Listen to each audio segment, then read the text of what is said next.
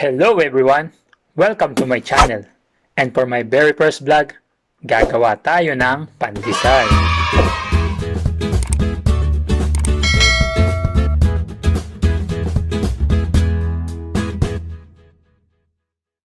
Ito naman ang mga sangkap na ating kakailanganin.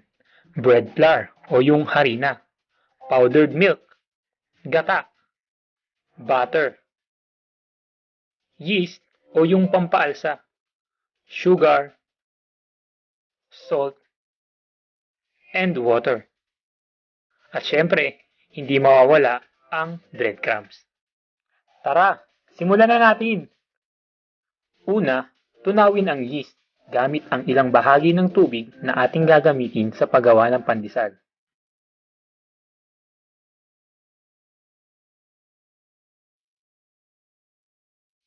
I-rest muna ito ng 5 minuto.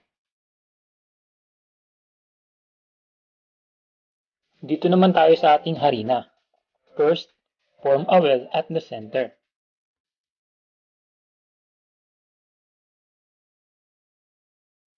Diyan natin ilalagay ang sugar,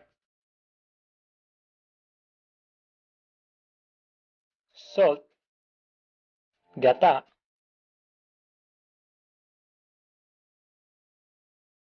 butter,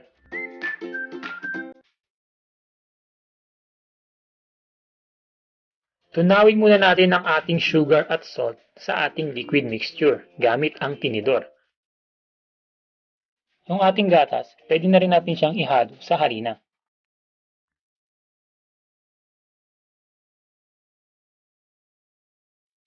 At pagkatunaw na, saka pa lang natin ilalagay ang ating yeast.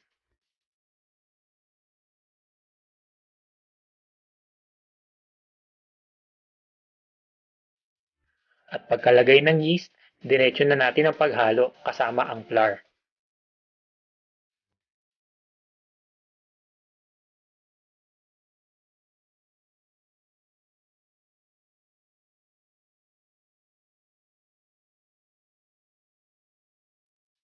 Sa puntong ito, gagamitin na natin ang ating mga kamay.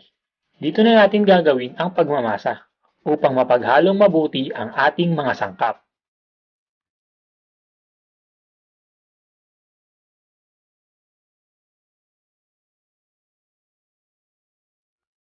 Hanggang sa mabuo lang muna natin ang dough o yung masa.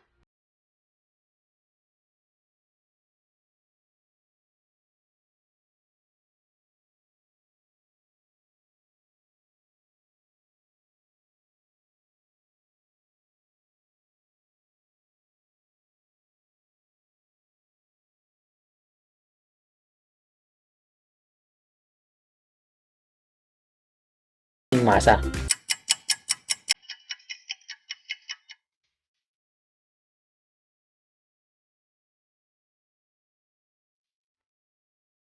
After an hour of resting, mamasahin natin uli.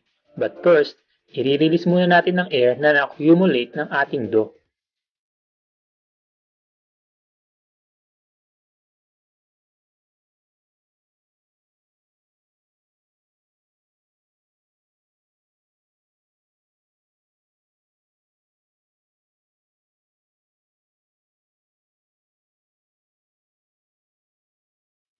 Alright, tuloy-tuloy na tayo sa pagmamasa.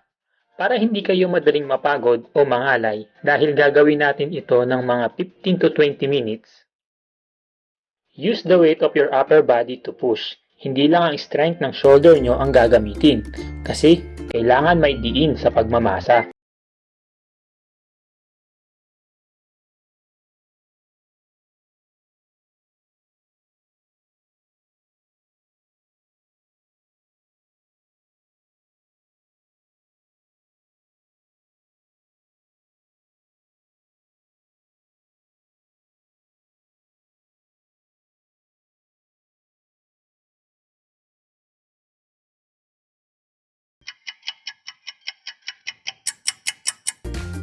After 20 minutes, mapapansin nyo, mas makinis na ang ating dough dahil yan sa effort ng pagmamasa.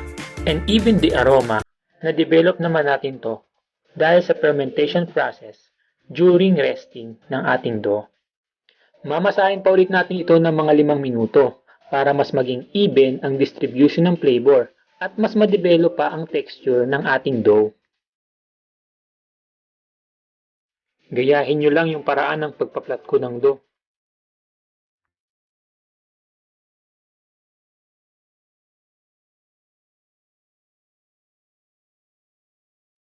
After masahin, i-rest natin ulit ito ng mga 5 minuto. Just to relax the dough. Kasi ang susunod na natin ay ang pagbabaston. Kailangan walang resistance ang dough pag ginagawa natin ito.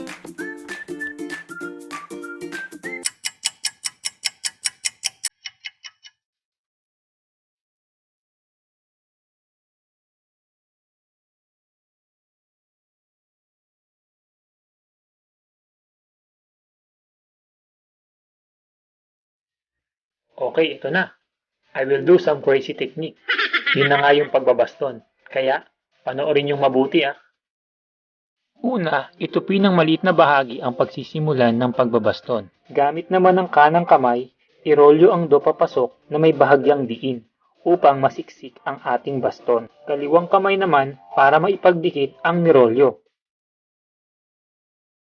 At pagulungin sa breadcrumbs hanggang sa makover ang buong bahagi nito.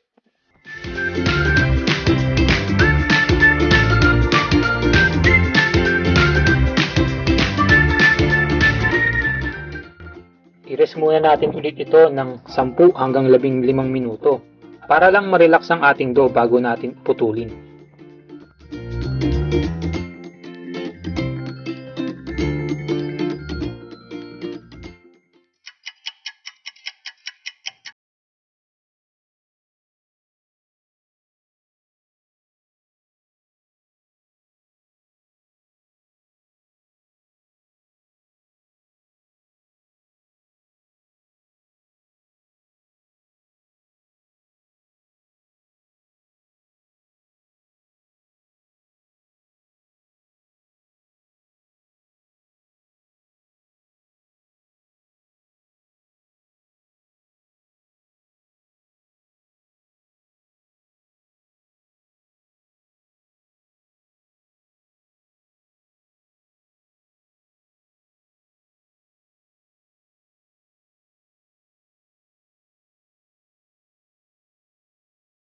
Hanggang magdoble na ang laki nito.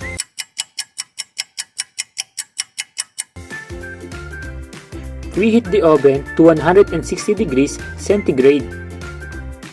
Once ma-reach na natin ang required temperature, maaari na natin isalang ang pandesal.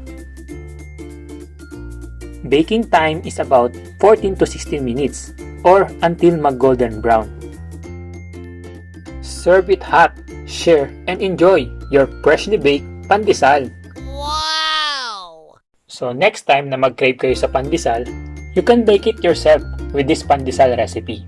I hope you like it. Thank you for watching, and please don't forget to thumbs up, leave a comment, and subscribe!